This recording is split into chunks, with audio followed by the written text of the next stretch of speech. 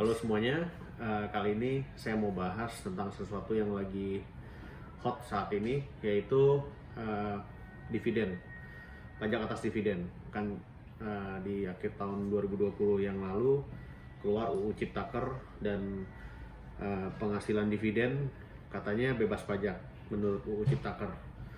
Lalu bagaimana ketentuan persyaratannya? Oke, di tahun ini, tahun 2021, bulan Februari kemarin, keluar Peraturan Menteri Keuangan nomor 18 tahun 2021 yang isinya menjadi peraturan pelaksanaan dari UU Ciptaker, dan di mana salah satunya mengatur tentang persyaratan dan ketentuan-ketentuan terkait dengan dividen. Jadi, untuk dividen yang diperoleh dari dalam Indonesia diberikan pembebasan pajak apabila diinvestasikan di Indonesia. Jadi persyaratannya adalah diinvestasikan dan investasinya lokasinya adalah di Indonesia. Lalu bentuk-bentuk investasi seperti apa yang diperbolehkan? Ada dua bentuk, yaitu satu, investasi di pasar keuangan. Kebanyakan adalah instrumen keuangan, aset keuangan seperti SBN, kemudian surat utang, atau instrumen-instrumen keuangan lain yang dikeluarkan oleh BUMN. Dan lebih lengkapnya lagi ada di artikel saya yang sudah saya tulis, saya sudah ringkas mengenai dividen, nanti saya tulis linknya di bawah. Kemudian yang kedua, untuk investasi di luar pasar keuangan. Apa saja bentuknya? Satu, bisa berbentuk penyetoran modal kepada perusahaan yang baru, jadi bisa bikin perusahaan yang baru, atau untuk yang perusahaan yang sudah berdiri. Jadi untuk perusahaan yang sudah berjalan, kemudian dividennya diumumkan, dibagi kepada pemegang saham, kemudian pemegang saham itu menyetorkan kembali, menambah modal dari si perusahaan itu. Itu adalah salah satu yang diperbolehkan menurut PMK 18 2021. Kemudian bentuk yang lain salah satunya adalah emas. Jadi emas juga merupakan salah satu bentuk investasi yang diperbolehkan. Lebih detailnya ada di artikel saya, link di bawah.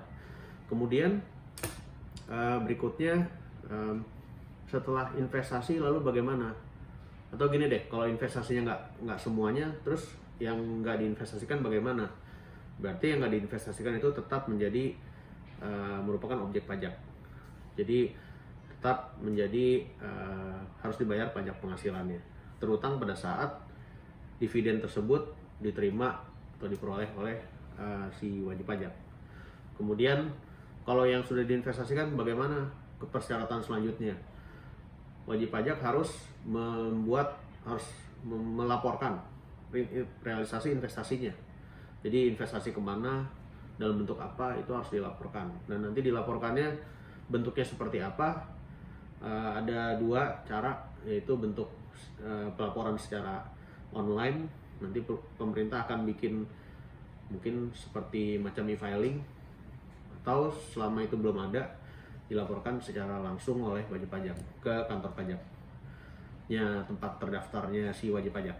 Oke, kemudian investasinya sampai berapa lama? Investasinya harus, kalau paling singkat itu 3 tahun pajak. Jadi 3 tahun setelah dividen itu diterima gitu.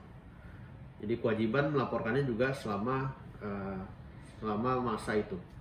Dan untuk pelaporannya bagaimana, ada di Peraturan Menteri Keuangan 18 2021.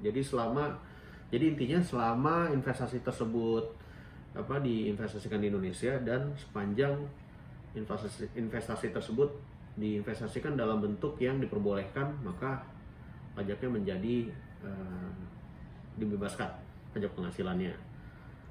Lalu bagaimana kalau yang tidak diinvestasikan? Ya tetap bayar tadi sesuai yang itu, dan kalau mengikuti tarif yang lama yaitu 10% dari jumlah yang diterima. Oke, jika Anda merasa informasi ini bermanfaat, jangan lupa subscribe, like, dan komen. Terima kasih.